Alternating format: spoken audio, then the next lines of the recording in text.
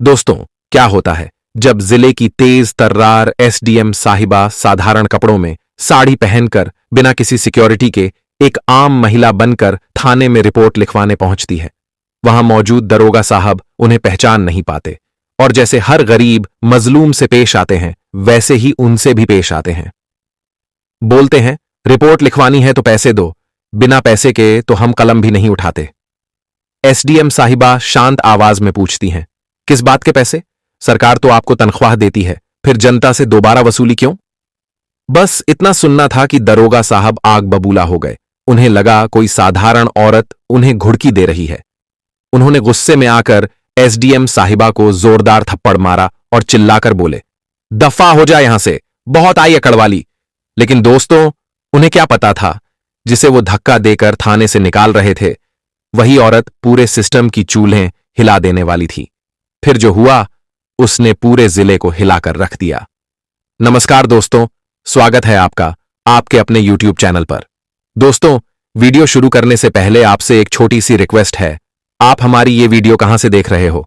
Delhi, Mumbai, UP, Bihar, Kolkata, Dubai, London या फिर America से? आप अपना नाम और शहर का नाम कमेंट बॉक्स में जरूर लिखिए, क्योंकि आपका नाम और आपका शहर जानना मेरे लिए बेहद जरूरी है। और हां दोस्तों, जब मैं आपका नाम और शहर पढ़ता हूं तो एक अजीब सी खुशी होती है। लगता है आप मेरे अपने हो। दोस्तों, अगर आपको वीडियो अच्छी लग रही हो, आप मेरे YouTube चैनल को सब्सक्राइब कर लीजिए। आपसे हाथ जोड़कर निवेदन है कि इस वीडियो को आखिरी तक जरूर देखना, क्योंकि इस कहानी के बाद आपके अंदर एक ऐसी आग जलेगी कि आप हर अन्याय के खिलाफ खड़े होने का हौसला खुद में महसूस करोगे। तो चलिए दोस्तों, बिना वक्त गंवाए शुरू करते हैं आज की सबसे बड़ी और सबसे खतरनाक कहानी। दोस्तों, इस काल्पनिक मगर समाज में हो रही घटनाओं पर आधारित कहानी की शुरुआत उत्तर प्रदेश के एक छोटे से शहर से होती है। दोस्तों, क्या आपको पता है कि जब कोई गरीब इंसान थाने में इंसाफ मांगने जाता है तो उसकी आवाज सुनी जाती है या उसे दरवाजे से ही भगा दिया जाता है? क्या आपने कभी सोचा है कि जिन पुलिस वालों को हमारी सुरक्षा करनी चाहिए, वही अगर गरीबों को धमकाने लगे तो आम आदमी किसके पास जाए? क्या सिस्टम की जांच सिर्फ कागजों में होती है या वाकई कोई अफसर कभी अपनी कुर्सी से उठकर जमीन पर उतरता है?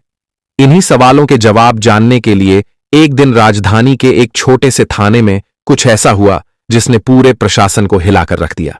जिले की तेज तर्रार एसडीएम साहिबा आर्या सिंह, जिनकी पहचान एक ईमानदार, कठोर निर्णय लेने वाली और जमीनी हकीकतों को जानने वाली अफसर के रूप में थी, उनके पास लगातार एक के बाद एक शिकायतें आ रही थीं। हर शिकायती चिट्ठी में एक ही बात थी, मैडम जी, थाना फलां में गरीबों की कोई सुनवाई नहीं होती, बिना पैसे दिए कोई रिपोर्ट नहीं लिखता, और अगर पैसे नहीं हो तो दरोगा जी और उनके मातहत गालियां देकर भगा देते हैं। क्या ये महज आरोप थे या फिर उस थाने में कुछ बहुत गड़बड़ था? आर्या सिंह को किसी और की रिपोर्ट पर भरोसा नहीं था, उन्हें सच्चाई खुद देखनी थी। लेकिन क्या कोई अफसर यूं ही थाने में घुस सकता है और सच उगलवा सकता है? नहीं। इसलिए आर्या ने एक चालपामन चली, एक ऐसी योजना जो पूरी कहानी की रीढ़ बनने वाली थी। एक रात उन्होंने साधारण सी साड़ी पहनी, बालों को हल्के से तेल लगाकर बांधा, आंखों में थोड़ा डर और चेहरे पर मासूमियत ओढ़ ली। अपने शरीर में खास जगह पर एक अप में गुप्त कैमरा फिट किया, जो उनकी साड़ी की सिलाई में ऐसे छिपा था कि कोई अंदाजा भी न लगा सके। उनका मकसद था खुद को एक गरीब औरत की तरह पेश करते हुए उसी थाने में जाना और जानना कि मैदान दरोगा जी आम जनता से किस तरह का व्यवहार करते हैं। क्या यह कदम उठाना उनके लिए सुरक्षित था? क्या उनके पहचान उजागर हो सकती थी? क्या दरोगा या सिपाही उन्हें पहचान लेंगे? नहीं, क्योंकि आर्या ने इस मिशन को अंजाम देने के लिए न किसी ड्राइवर को साथ लिया, न कोई सरकारी गाड़ी। उन्होंने एक सामान्य स्कूटी ली और अकेली ही रात करीब 9 बजे थाने के लिए निकल पड़ी। जब वो थाने के बाहर पहुंची तो क्या माहौल था। वहां एक गरीब मजदूर अपनी पत्नी के साथ बाहर बैठा रो रहा था, कह रहा था, हमरे घर घुस के दबंग ने बेटी के साथ गंदी हरकत करी। दरोगा जी बोले, पहले 10,000 लाओ, फिर रिपोर्ट लिखेंगे। ये सुनते ही आर्या को समझ आ गया कि वो जिन शिकायतों को अब तक सिर्फ फाइलों में पढ़ रही थीं, वो हकीकत बनकर उनके सामने खड़ी थी। वो थाने में दाखिल हुई, एक सहमी हुई ग्रामीण महिला बनकर, और सीधे रिपोर्ट राइटिंग डेस्क पर पहुंची। वहां एक मुंशी बैठा था जिसने आर्या को ऊपर से नीचे देखा और बेहद बदतमीजी से बोला, क्या है बे, कहां से आई है? पहले बोल कितना लाई है, फिर बता क्या रिपोर्ट लिखवानी है। आर्या थोड़ी देर चुप रही, फिर बोली, साहब, मेरे घर में एक आदमी जबरदस्ती घुस आया और मेरी बेटी को उठाने की कोशिश की। मैं रिपोर्ट लिखवाने आई हूं। मुंशी ने फिर कहा, 50 रुपये निकाल, बिना पैसे के यहां कुछ नहीं होता। क्या यह वही सिस्टम है जिस पर आम आदमी भरोसा करता है? क्या पुलिस वाकई गरीबों की सुरक्षा करती है या उन्हें गालियां देकर भगा देती है? और तभी वहां दरोगा जी प्रकट हुए, हट्टे कट्टे शरीर, बड़ी मूछें और आंखों में सत्ता का गुरूर। उन्होंने बिना कुछ सुने आर्या को घूरते हुए कहा, अबे ओ औरत, इतनी रात को क्या नौटंकी करने आई है? निकल बाहर यहां से। आर्या चुपचाप खड़ी रही, शायद सोच रही थी कि आख्या अभी खुद को उजागर कर दूं, लेकिन उन्होंने कुछ नहीं कहा। तभी दरोगा जी अचानक गुस्से में आकर आर्या को एक जोरदार थप्पड़ मारते हुए बोले, भाग यहां से, वरना लॉकअप में बंद कर दूंगी। क्या एक आम महिला को यूं थप्पड़ मार देना पुलिस का हक है? क्या कोई कानून गरीबों के लिए नहीं बना? लेकिन उन्हें नहीं पता था कि उसी थप्पड़ के साथ उन्होंने अपने करियर की खुद कब्र खोद दी है। क्या आपने कभी सोचा है कि जब कोई महिला अफसर आम नागरिक बनकर खुद सिस्टम की सच्चाई देखने उतरती है तो वो थप्पड़ सिर्फ चेहरे पर नहीं, पूरी व्यवस्था पर पड़ता है? क्या वो एक थप्पड़ उन सभी गरीबों के लिए तमाचा नहीं बनता जिन्हें सालों से दफ्तरों और थानों में ठोकरें मिली हैं? जब एसडीएम आर्या सिंह के गाल पर दरोगा का हाथ पड़ा तो दरअसल उस गूंगी व्यवस्था को लात पड़ी थी जो खुद को लोक सेवक कहती है पर सेवा से ज्यादा घमंड में जीती है। लेकिन अब क्या होगा? क्या आर्या साहिबा उसी पल अपनी पहचान उजागर कर देंगी? नहीं, उन्होंने वही किया जो एक असली जांबाज अफसर करता है। उन्होंने सब कुछ चुपचाप सहा, कैमरे को रिकॉर्डिंग मोड में रखा और दरोगा द्वारा दी जा रही गालियों और धक्कों को भी चुपचाप सहती रहीं। उन्होंने कोई बहस नहीं की, कोई चिल्लाहट नहीं की। क्यों? क्योंकि उनके हर सेकंड की रिकॉर्डिंग अब उन दरिंदों के ताबूत की कील बन चुकी थी। क्या सोच रहा होगा वो दरोगा उस वक्त? शायद यही कि एक गरीब औरत है, कुछ भी नहीं कर सकती, 2 गालियां दो, थप्पड़ मारो और भगा दो। लेकिन क्या उसे अंदाजा था कि जिसे वो ठोकर मार रहा है वो ही अगले दिन उसके ट्रांसफर ऑर्डर पर दस्तखत करने वाली है? आर्या बाहर निकली। चेहरे पर आंसू नहीं थे पर आंखों में आग थी। बाहर आकर उन्होंने एक ऑटो किया और सीधे सरकारी रेस्ट हाउस पहुंची, जहां उनका असली रूप फिर सामने आया। साड़ी उतारकर अपनी आधिकारिक यूनिफॉर्म पहनी, फाइल्स तैयार की और कैमरे से फुटेज डाउनलोड किया। क्या आपको पता है कि उस रिकॉर्डिंग में सिर्फ मारपीट ही नहीं, कई ऐसे खुलासे थे जो एक नहीं बल्कि पूरे थाने को निलंबन की कगार तक ले जा सकते थे? रिकॉर्डिंग में मुंशी की रिश्वत मांगने वाली आवाज, दरोगा की गालियां और थाने के सिपाहियों का आम जनता के प्रति व्यवहार, सब कुछ साफ साफ था। क्या कोई बच पाएगा अब? नहीं। अगले दिन सुबह 9 बजे पूरा थाना रोज की तरह जागा। गेट पर सिपाही पान थूकते हुए खड़े थे। अंदर 1-2 लोग फर्जी रिपोर्ट के लिए पैसे दे रहे थे और वहीं दरोगा ऑफिस में अपने एसी के नीचे चाय पी रहा था। क्या उसे पता था कि आज उसका आखिरी दिन है उस कुर्सी पर? और तभी थाने में सरकारी गाड़ी की आवाज आई। लाल बत्ती चमक रही थी। 2 लेडी कांस्टेबल उतरी और उनके पीछे उतरी वही महिला जिनके गाल पर पिछली रात दरोगा जी ने थप्पड़ मारा था। इस बार वो एसडीएम के रुतबे में थीं, पूरी यूनिफॉर्म में, पहचान के साथ, और साथ था पूरा मीडिया, एकदम तैयार लाइव कवरेज के लिए। क्या दरोगा पहचान पाया उन्हें? हां, लेकिन बहुत देर हो चुकी थी। आर्या सिंह ने अंदर घुसते ही सबसे पहले कैमरा ऑन किया और दरोगा की तरफ देखा। पहचाना? दरोगा हक्का बक्का रह गया। चाय का प्याला उसके हाथ से गिर गया। मैडम, आप यहां? उसकी जुबान लड़खड़ा रही थी। आर्या ने आदेश दिया, उस कमरे को खाली कराओ जहां कल मैंने थप्पड़ खाया था, वहीं बैठकर प्रेस कॉन्फ्रेंस होगी।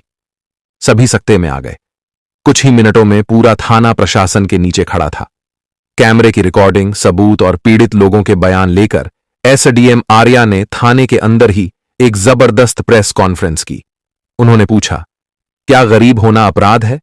क्या बिना पैसे दिए कोई इंसाफ नहीं मिल सकता?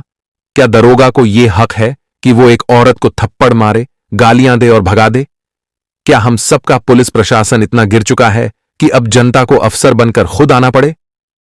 हर सवाल पर एक सन्नाटा था और हर जवाब सिर्फ एक लाइन में छिपा था। अब बारी है जवाबदेही की। आर्या सिंह ने सिर्फ दरोगा को नहीं, पूरे थाने को सस्पेंड किया।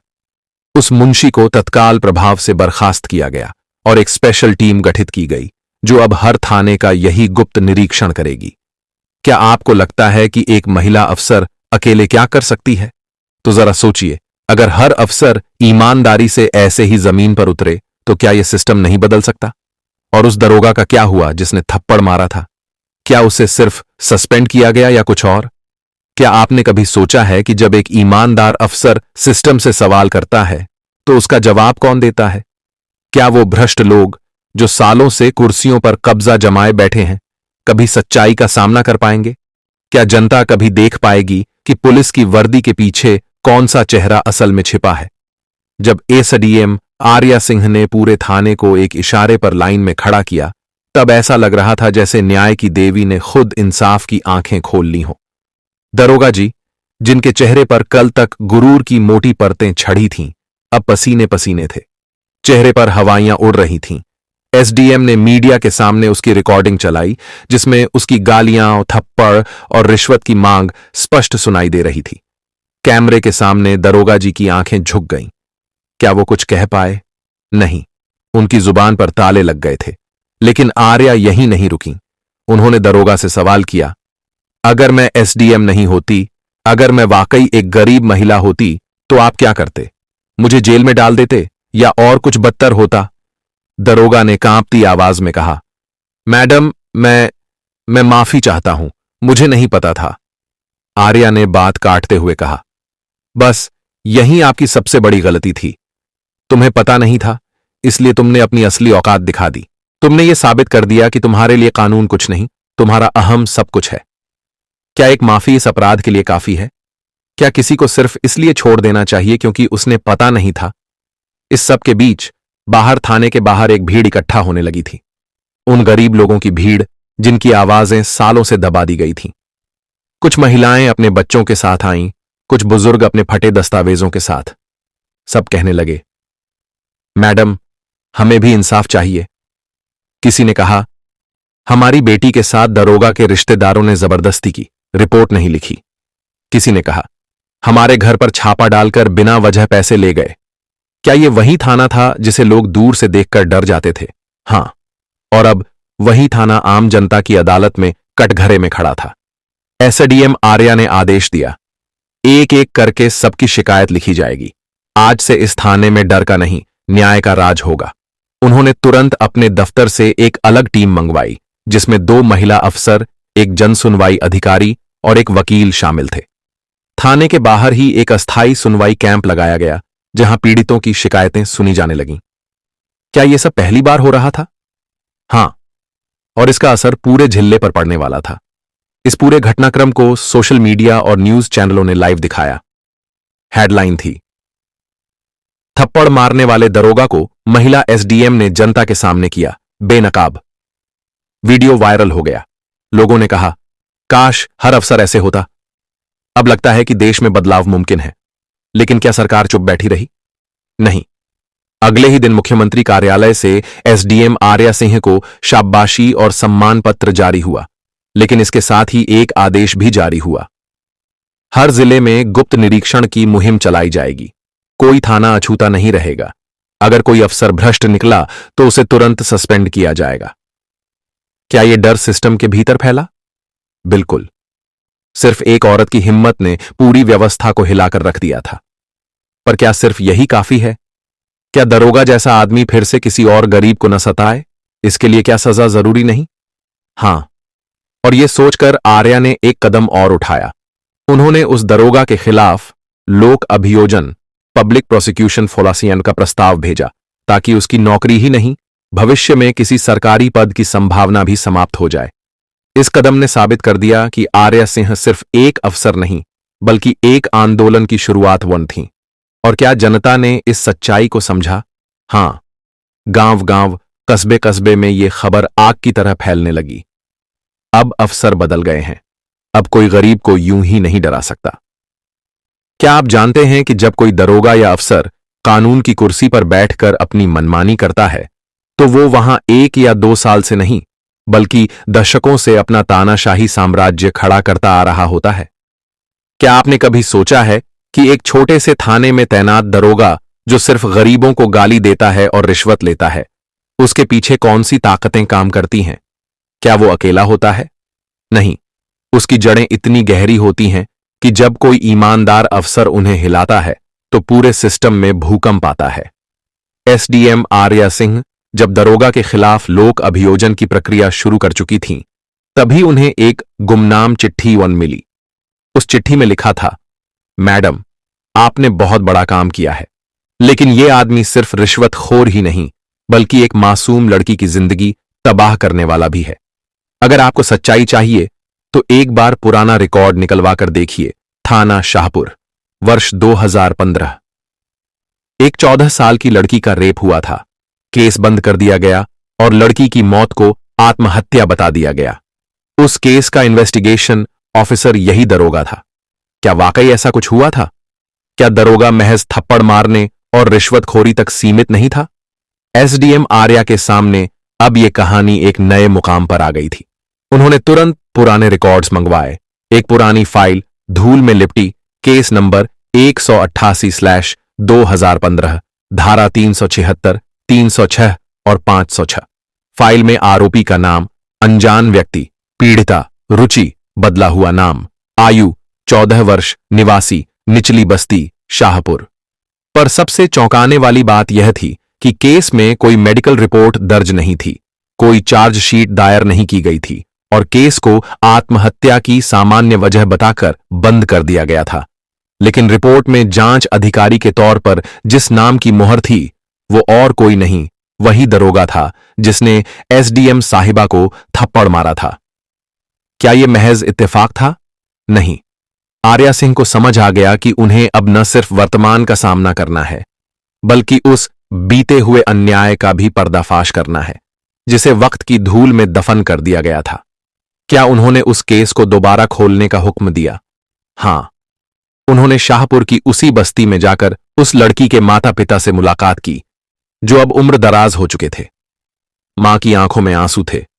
मैडम जी, उस समय हम गरीब थे, कोई नहीं सुना। पुलिस वालों ने हमें डरा दिया, बोले अगर शिकायत करोगे तो बेटे को झूठे केस में फंसा देंगे। हमारी बेटी की मौत को आत्महत्या बताया गया, पर वो मरी नहीं थी, उसे मारा गया था। और मां की जुबान कांपने लगी। उसने कुछ और कहा जो एसडीएम आर्या के कानों में सीसा बनकर उतर गया। वो दरोगा, वही जो अब आपके जिले में है, मेरी बेटी के साथ जबरदस्ती करने वाला, वही था मैडम। क्या कोई महिला अफसर ऐसे आरोपों को अनसुना कर सकती है?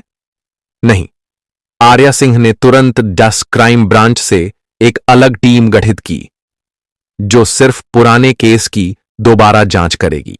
उन्होंने एफएसएल रिपोर्ट, शव परीक्षण रिपोर्ट और फॉरेंसिक डाटा दोबारा मंगवाया। इतने सालों बाद भी कुछ चीजें ऐसी थीं जो दरोगा को बचा नहीं सकती थीं, जैसे कि फॉरेंसिक दस्तावेजों में बदलाव और एफआईआर नंबर से गायब मेडिकल रजिस्टर। क्या आपको लगता है कि एक मामूली दरोगा अकेले इतना सब कर सकता था? नहीं। जांच में पता चला कि उस समय के थाना प्रभारी और एक स्थानीय नेता भी उस मामले को दबाने में शामिल थे। उस लड़की की मौत सिर्फ एक अपराध नहीं बल्कि एक राजनीतिक और पुलिसिया साजिशमन थी। क्या एसडीएम आर्या डर गईं? क्या उन्हें किसी ने धमकाया? हां, रात को उन्हें गुमनाम कॉल आए, मैडम ये केस छोड़ दीजिए, नहीं तो आपको भी जान से हाथ धोना पड़ेगा। लेकिन आर्या सिंह कोई साधारण अफसर नहीं थी। वो बिन संघर्ष से जन्मी लॉन थीं, जिन्हें डराने वाले नहीं डगमगाने वाले ढहते हैं। उन्होंने जवाब में सुरक्षा बढ़ाई और खुद उस केस की मॉनिटरिंग शुरू की। केस दोबारा खुला और पहली बार 7 साल बाद वो मां कोर्ट में जाकर बोली, मेरी बेटी की आत्मा आज देख रही है कि कोई तो आया जिसने उसकी चीखें सुनी। क्या दरोगा को अब भी लग रहा था कि वो बच जाएगा? क्या उसकी हेकड़ी अब भी कायम थी? नहीं, उसे उसी शाहपुर केस के तहत फिर से अरेस्ट किया गया और इस बार उस पर केवल सस्पेंशन नहीं, हत्या और बलात्कार के आरोप से में चार्जशीट दाखिल की गई। अब यह कहानी सिर्फ एक थप्पड़ तक सीमित नहीं थी। अब यह कहानी थी सालों से दबे एक दर्द की इंसाफ तक की यात्रा। क्या आपने कभी सोचा है कि जब एक गुनहगार बेखौफ होकर सालों तक सिस्टम में जहर घोलता रहता है तो उसके पीछे किसी बड़ी ताकत की छाया जरूर होती है? क्या सिर्फ एक दरोगा इतना हिम्मती हो सकता है कि एक बच्ची के साथ दुष्कर्म कर दे, उसके परिवार को धमका दे, केस को रफा दफा कर दे और फिर उसे प्रमोशन भी मिलता रहे? नहीं, उसके पीछे कोई न कोई ऐसा चेहरा होता है जो जनता के बीच तो मसीहा बनकर घूमता है, लेकिन अंदर ही अंदर इंसानियत की लाशें बिछा चुका होता है। जैसे ही शाहपुर केस की दोबारा जांच शुरू हुई, एसडीएम आर्या सिंह ने जबरदस्त दबाव झेलना शुरू कर दिया। लेकिन वो डरी नहीं। उन्होंने हर सबूत, हर पुरानी फाइल और हर रद्दी कागज को पढ़ा और तब उन्हें एक ऐसा नाम मिला जो इस पूरे मामले की काली जड़हार था। विधायक दुष्यंत राणा। क्या आप जानते हैं कि यह वही नेता था जो हर बार चुनाव के समय गरीबों का मसीहा बनने की एक्टिंग करता था? वही नेता जिसने शाहपुर थाने के उद्घाटन के दौरान मंच पर भाषण दिया था, इस थाना परिसर को भ्रष्टाचार मुक्त रखने का जिम्मा हम सबका है। लेकिन पर्दे के पीछे वही नेता दरोगा को अपनी ढाल बनाकर खुद को बचाता रहा। क्या एसडीएम आर्या को इस राज की भनक लगते ही शांत बैठ जाना चाहिए था? क्या सिस्टम में बैठे कुछ लोग उनसे कह रहे थे, इसमें मत पड़ो मैडम, राजनैतिक केस है? हां, पर आर्या उस मिट्टी से बनी थी जहां डर का नाम लेने से पहले लोग अपने वजूद से लड़ते हैं। आर्या ने जब विधायक दुष्यंत राणा की कॉल डिटेल्स निकलवाईं तो चौंकाने वाले तथ्य सामने आए। 2015 से लेकर अब तक दरोगा और विधायक मास के बीच करीब 279 कॉलवान हुए थे, जिनमें से अधिकांश उसी दौरान थे जब शाहपुर केस दबाया गया। कुछ कॉल ठीक उसी रात के थे जब पीड़िता ने आत्महत्या की बताई गई थी। क्या यह इत्तेफाक था? और यही नहीं, जांच में सामने आया कि दरोगा की पोस्टिंग उसी विधानसभा क्षेत्र में 2 बार विधायक के सिफारिशी पत्र से की गई थी। क्या अब शक की कोई गुंजाइश रह गई थी? एसडीएम आर्या ने इस सबूत को सीधे राज्य की और स्पेशल क्राइम सेल को सौंपा। उन्होंने खुद एक विस्तृत रिपोर्ट बनाई और ऊपर तक भेजी, जिससे अब केस सिर्फ एक दरोगा नहीं बल्कि सत्ता और सिस्टम की मिलीभगताजन का आईना बन गया। क्या विधायक चुप बैठा? नहीं, उसने अपने राजनीतिक संपर्कों का सहारा लिया, मीडिया में बयान देने लगा। ये एसडीएम व्यक्तिगत बदले की भावना से कार्रवाई कर रही हैं, उनका मकसद मेरी छवि को नुकसान पहुंचाना है। उसने यहां तक कह दिया कि अगर मेरे ऊपर कोई कार्रवाई हुई तो मैं आत्महत्या कर लूंगा। क्या ये बयान आर्या को रोक सकते थे? क्या उन्हें डराने के लिए यह नई चाल थी?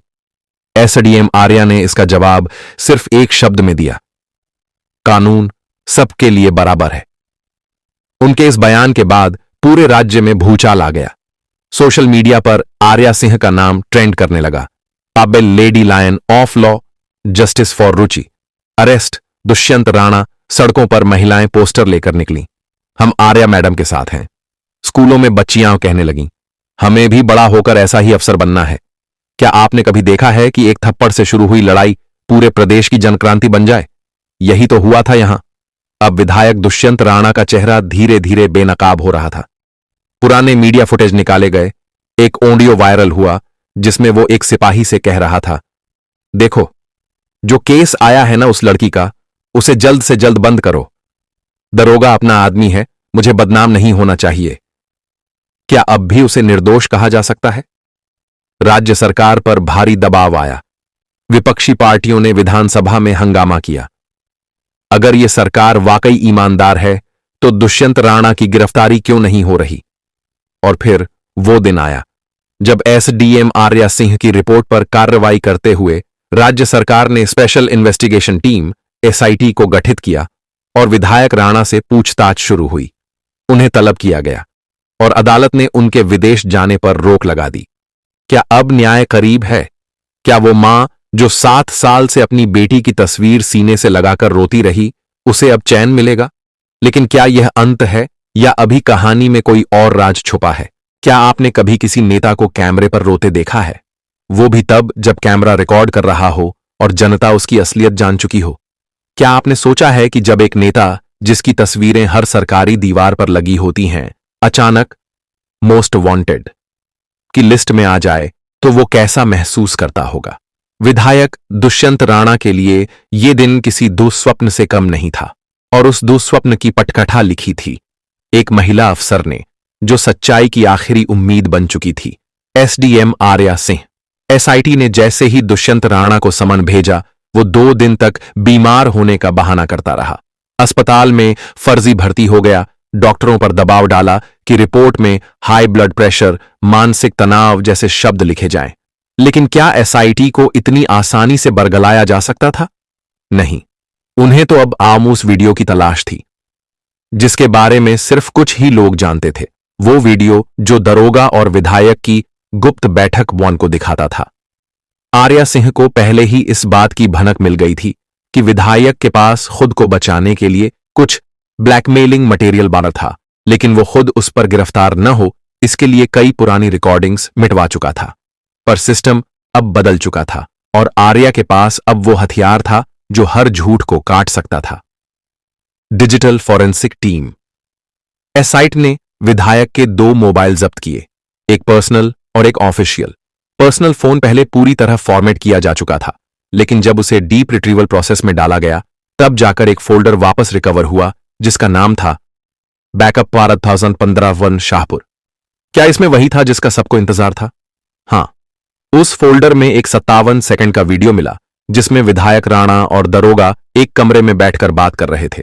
विधायक: देख, लड़की बहुत शोर मचा रही है, अब इससे पहले कि केस मीडिया में जाए उसे बंद करना पड़ेगा। दरोगा: हो जाएगा साहब, रिपोर्ट उल्टी पलट दी है, बस एक साइन बाकी है। विधायक: और घर वालों को डरा धमका दिया है? दरोगा: हां, बोले हैं कि अगर मुंह खोला तो बेटे को अंदर डाल देंगे। चुप बैठेंगे अब। क्या अब भी कोई शक बचा था कि वो बच्ची मारी गई थी और उसे आत्महत्या में बदल दिया गया था? क्या अब भी ये महज अफवाह थी? एसआईटी ने उसी वीडियो को लेकर तुरंत कोर्ट में अर्जी दी। माननीय न्यायालय, इस वीडियो को देखते हुए विधायक दुष्यंत राणा की तत्काल गिरफ्तारी आवश्यक है, और 24 घंटे के भीतर कोर्ट ने गिरफ्तारी वारंटम जारी कर दिया। क्या विधायक को इतनी आसानी से पकड़ा जा सकता था? नहीं। उसकी पार्टी के कुछ लोग उसे छुपाने की कोशिश करने लगे। मीडिया से कहा गया वो दिल्ली गए हैं इलाज के लिए, लेकिन जब एसडीएम आर्या को इसकी जानकारी मिली, उन्होंने एटीएस एंटी टेरर स्क्वाड को अलर्ट किया, क्योंकि उन्हें शक था कि राणा देश से भागने की फिराक में है। और उसी रात 3:15 पर लखनऊ एयरपोर्ट पर उस वक्त हड़कंप मच गया जब एक काली टोपी, मास्क और जैकेट में लिपटा एक व्यक्ति बिजनेस क्लास बोर्डिंग पास के साथ एयरपोर्ट में दाखिल हुआ। लेकिन चेकिंग गेट पर जब एटीएस के स्पेशल अफसर ने उसका मास्क हटवाया, तो सामने था वही चेहरा जो कल तक पोस्टर पर विकास पुरुष बना घूम रहा था, विधायक दुष्यंत राणा। उसे वहीं गिरफ्तार कर लिया गया। क्या उसने विरोध किया? हां, वो जमीन पर गिरकर चिल्लाने लगा, यह साजिश है, मुझे फंसाया जा रहा है, मैं निर्दोष हूं। लेकिन अब उसका ड्रामा किसी को चौंकाने वाला नहीं था। जनता को अब सिर्फ एक ही चीज चाहिए थी, इंसाफ। गिरफ्तारी के तुरंत बाद उसे एसडीएम आर्या के सामने पेश किया गया, जो अब तक कोर्ट में नए सबूतों की फाइल लेकर तैयार बैठी थी। उन्होंने शांत स्वर में बस एक वाक्य कहा, कानून ने आपकी असलियत अब देख ली है, बाकी काम न्याय करेगा। एसआईटी ने अगले 48 घंटे में चार्जशीट फाइल की। आईपीसी की धारा 376 बलात्कार, 306 आत्महत्या के लिए उकसाना, 120 बी षड्यंत्र, 201 सबूत मिटाना और भ्रष्टाचार निवारण अधिनियम की कई धाराओं में। क्या जनता खुश थी? नहीं, जनता अब जागी हुई थी। अब स्कूल कॉलेजों में यह केस पढ़ाया जाने लगा। कानून के छात्रों के लिए यह केस स्टडी बन गया, और उस पीड़िता की मां ने रोते हुए टीवी कैमरे के सामने कहा, मेरी बेटी अब वापस नहीं आएगी, लेकिन जो उसे मारने में शामिल थे, आज वो रो रहे हैं। यह सबसे बड़ा इंसाफ है। क्या कभी ऐसा होता है कि एक अकेली अफसर की ईमानदारी पूरी प्रशासनिक व्यवस्था को बदल दे? क्या एक महिला अफसर की निडरता सरकार को मजबूर कर सकती है कि वो अपने नियम दोबारा लिखे? क्या एक थप्पड़ खाने के बाद उस थप्पड़ का जवाब पूरे सिस्टम को झुकाकर दिया जा सकता है? हां, और एसडीएम आर्या सिंह इसका सबसे बड़ा उदाहरण बन चुकी थीं। विधायक दुष्यंत राणा की गिरफ्तारी के बाद राज्य में जो हुआ, उसे लोग आर्या प्रभाव खास कहने लगे। पुलिस विभाग में अफरा तफरी मच गई थी। थानों के इंस्पेक्टर, दरोगा, सिपाही सब सहमे हुए थे। अब उन्हें लगने लगा था कि कहीं कोई आम महिला, कोई गरीब मजदूर, कोई बच्ची जो उनके अत्याचारों की शिकार रही हो, कहीं उसके पीछे कोई आर्या न खड़ी हो। क्या यह डर अच्छा था? हां, क्योंकि यह डर अब ईमानदारी का डर मत था, जवाबदेही का डर। मुख्यमंत्री कार्यालय ने एसडीएम आर्या सिंह को राज्य स्तरीय इंटीग्रिटी आइकॉन सम्मान बांध देने का निर्णय लिया। यह अवार्ड हर साल उस अफसर को दिया जाता है जिसने बैंक कठिन हालात में रहते हुए भी सच्चाई और जनता के अधिकारों के लिए सबसे साहसी कदम उठाए हों। पर क्या सिर्फ एक अवार्ड से आर्या की लड़ाई का अंत हो जाना चाहिए? नहीं। मुख्यमंत्री ने उन्हें गुप्त रूप से बुलवाया। मीटिंग में बैठे आला अधिकारी, गृह सचिव और मुख्य सचिव ने आर्या को एक प्रस्ताव रखा। आपको अतिरिक्त जिलाधिकारी एडीएम बनाकर भ्रष्टाचार के खिलाफ एक राज्य स्तरीय टास्क फोर्स का प्रमुख बनाया जाए। आप अपनी टीम खुद चुनेंगी, अपना क्षेत्र तय करेंगी और हर जिले में गुप्त निरीक्षण करेंगी। क्या आप तैयार हैं? क्या यह मौका किसी भी अफसर का सपना नहीं होता? खुद की टीम, पूरी ताकत और बिना किसी राजनीतिक हस्तक्षेप के काम करने की आजादी। लेकिन क्या आर्या सिंह ये जिम्मेदारी तुरंत स्वीकार कर लेंगी? उन्होंने कुछ देर चुप रहकर सिर्फ एक सवाल पूछा, क्या मुझे पूरी आजादी दी जाएगी? क्या अगर मुझे किसी आईएएस अधिकारी या मंत्री के खिलाफ कार्रवाई करनी हो तो मुझे रोका नहीं जाएगा? मुख्यमंत्री ने सिर हिलाकर कहा, आपको पूरी स्वतंत्रता मिलेगी। क्या अब एक राज्य में बदलाव की हवा चलने वाली थी? हां। आर्या ने प्रस्ताव स्वीकार कर लिया, लेकिन एक शर्त पर। उन्होंने कहा, मैं अकेले बदलाव नहीं ला सकती। मुझे हर जिले में कम से कम 2 ईमानदार अफसर चाहिए जिन्हें मैं ट्रेनिंग दूंगी और जिन्हें जनता से सीधे जोड़ा जाएगा। ये अफसर न थानों में बैठेंगे न कागजों में, ये जमीनी हकीकत देखेंगे, गुप्त कैमरा लेकर हर गली में जाएंगे। आम जनता को विश्वास दिलाना होगा कि सिस्टम बदला है। इस प्रस्ताव को मंत्रिमंडल ने तत्काल मंजूरी दी और इसी के साथ बनी एक नई टीम, साईटीजे, special inspection task force for justice. इस टीम की पहली प्रमुख बनी एसडीएम आर्या सिंह। क्या यह बदलाव सिर्फ कागजी था? नहीं।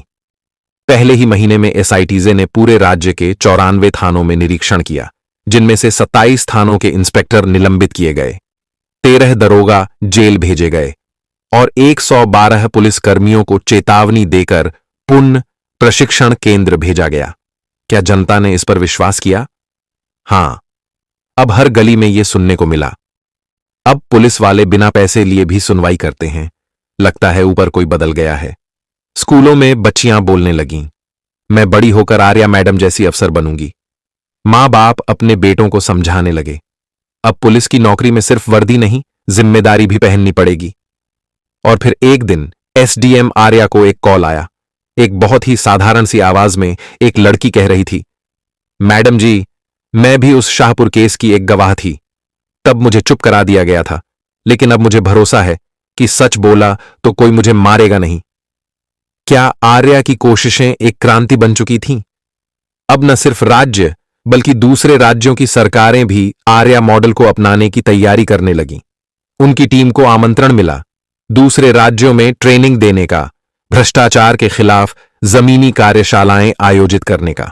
और सबसे बड़ी बात, संघ लोक सेवा आयोग यूपीएससी ने एसडीएम आर्या के केस पर आधारित एक एथिक्स और गवर्नेंस केस स्टडी को सिविल सर्विसेज की मुख्य परीक्षा में शामिल करने की योजना बनाई। क्या एक थप्पड़ से शुरू हुआ संघर्ष अब पूरे देश की नौकरशाही की सोच बदल रहा था? क्या कभी कोई अफसर इतना आगे निकल जाता है कि उसके लिए सिर्फ इंसाफ देना ही नहीं, खुद को जिंदा इंसाफ बन जाना जरूरी हो जाता है? क्या एक अफसर का संघर्ष कभी खत्म होता है या हर जीत के बाद एक और युद्ध इंतजार करता है? एसडीएम आर्या सिंह के लिए ये सवाल अब किताबों या थ्योरी में नहीं थे, ये उनकी जिंदगी की हकीकत बन चुके थे। एसआईटीज का काम पूरे राज्य में फैल चुका था। लोग अब खुलेआम थाने में शिकायत करने लगे थे, बिना डर के। पुलिस वाले वर्दी पहनकर अब सिर ऊंचा नहीं, जिम्मेदारी के साथ झुकाकर चलने लगे थे। हर जिले में जनता की निगरानी टीमें बन गई थीं, जो गुप्त कैमरे से रिकॉर्डिंग कर एसआईटीजे तक भेजती थीं। ये सब आर्या की सोच का विस्तार था। लेकिन क्या सब कुछ अब ठीक हो गया था? नहीं। एक रात आर्या अपने ऑफिस में देर तक बैठी थीं। फाइलों में खोई हुई अचानक एक महिला उनकी केबिन के बाहर पहुंची। आंसुओं से भरी आंखें, कांपती आवाज और हाथ में एक खून से सना दुपट्टा। मैडम जी, मेरी बेटी का रेप हुआ है। थाना गई तो दरोगा बोला, कपड़े क्या पहने थे?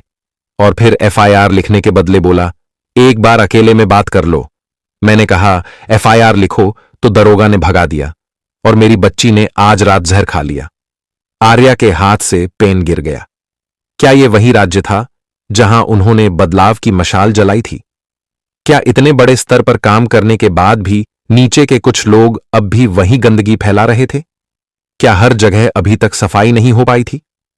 आर्या ने बिना कुछ कहे तुरंत अपनी टीम को बुलाया। उस महिला से पूरी घटना जानकर उसी रात वे खुद सिविल ड्रेस में उसी थाने पहुंची। कैमरा ऑन हुआ। चेहरे पर गुस्सा नहीं, शांत क्रांति का तेज पौपा था। थाने में वही दरोगा बैठा था जो खुद को साहब कहता था और महिलाओं को बोलने की इजाजत नहीं देता था। आर्या ने कहा, एक महिला अपनी बच्ची के साथ रेप की शिकायत लेकर आई थी, तुमने क्या किया? दरोगा हंसते हुए बोला, मैडम जी, ये सब बहाने होते हैं पैसे ऐंठने के। बच्ची अगर जहर खा ली है तो हम क्या करें? इतना सुनते ही आर्या ने एक लंबा सांस लिया और कैमरे के सामने जाकर कहा, आज मैं सिर्फ एसडीएम नहीं हूं, आज मैं इस बच्ची की आवाज हूं और अब ये आवाज तुम्हारे जैसे लोगों के लिए आखिरी चेतावनी है। तुरंत उसी थाने में दरोगा को निलंबित किया गया और आईपीसी की धारा 166A, 376D, 506 और पीओसीएसओ के तहत मुकदमा दर्ज किया गया। उस बच्ची की मौत को अभिप्रेरित आत्महत्या की धारा में दर्ज किया गया और केस को फास्ट ट्रैक कोर्टन में भेजा गया। क्या जनता को लगा कि बदलाव रुका नहीं है?